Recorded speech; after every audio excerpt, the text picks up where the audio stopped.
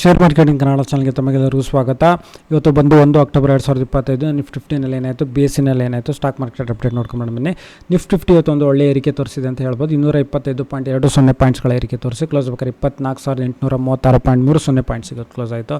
ಹಾಗೆ ಸೆನ್ಸೆಕ್ಸ್ ನೋಡಿದ್ರೆ 715.70 ಪಾಯಿಂಟ್ಸ್ಗಳ ಏರಿಕೆ ತೋರಿಸಿ ಕ್ಲೋಸ್ ಬೇಕಾದ್ರೆ 80,983.31 ಪಾಯಿಂಟ್ಸಿಗೆ ಕ್ಲೋಸ್ ಆಗಿದೆ.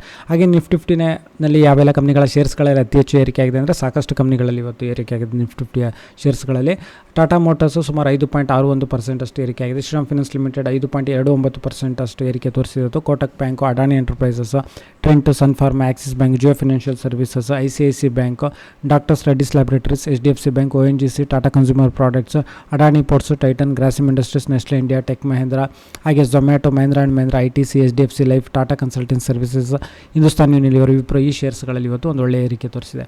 ಹಾಗೆ IPO ನೋಡಿದ್ರೆ ಫ್ಯಾಬ್ಟೆಕ್ ಟೆಕ್ನಾಲಜೀಸ್ ಲಿಮಿಟೆಡ್ ಇದು ಇವತ್ತು ಕ್ಲೋಸ್ ಆಯಿತು. 1.9 ಪಟ್ಟಷ್ಟು ಸಬ್ಸ್ಕ್ರಿಪ್ಷನ್ಸ್ ಆಗಿ ಕ್ಲೋಸ್ ಆಗಿದೆ.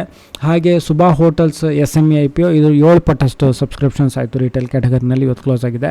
ಹಾಗೆ ಗ್ಲಾಟಿಸ್ ಲಿಮಿಟೆಡ್ ಇದು ಇವತ್ತು ಕ್ಲೋಸ್ ಆಯಿತು. 1.3 ಪಟ್ಟಷ್ಟು ಸಬ್ಸ್ಕ್ರಿಪ್ಷನ್ಸ್ ಆಗಿ ಕ್ಲೋಸ್ ಆಯಿತು. ಹಾಗೆ ಓಮ್ ಫ್ರೀಟ್ ಫಾರ್ವರ್ಡರ್ಸ್ ಲಿಮಿಟೆಡ್ ಇದು 3ನೇ ತಾರೀಕು ಕ್ಲೋಸ್ ಆಗೋದು. ಹೆಚ್ಚು ಕಡಿಮೆ 0.6 ಟೈಮ್ಸ್ ಅಷ್ಟು ಸಬ್ಸ್ಕ್ರಿಪ್ಷನ್ಸ್ ಆಗಿರೋದು ಇಲ್ಲಿ ತನಕ ಅಪ್ಡೇಟ್ ಪ್ರಕಾರ. ಹಾಗೆ ಶೀಲ್ ಬಯೋಟೆಕ್ ಲಿಮಿಟೆಡ್ ಇದು SME IPO ಇದು 3ನೇ ತಾರೀಕಿದು ಕ್ಲೋಸ್ ಆಗುತ್ತೆ.